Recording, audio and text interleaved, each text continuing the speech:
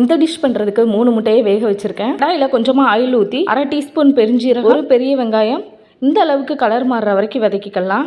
1/4 teaspoon மஞ்சள் தூள், 1/2 teaspoon மிளகாய் தூள், 1/4 டீஸ்பூன் கரம் மசாலா தூள், தேவையான அளவு உப்பு சேர்த்துட்டு நல்லா மிக்ஸ் பண்ணி விட்டுறலாம். இப்போ உள்ளே வைக்க போகிற ஸ்டஃபிங் ரெடி பண்ணியாச்சு. ப்ரெட்டை இந்த மூடி வச்சு நான் ரவுண்ட் ஷேப்க்கு கட் பண்ணி எடுத்துக்கிறேன்.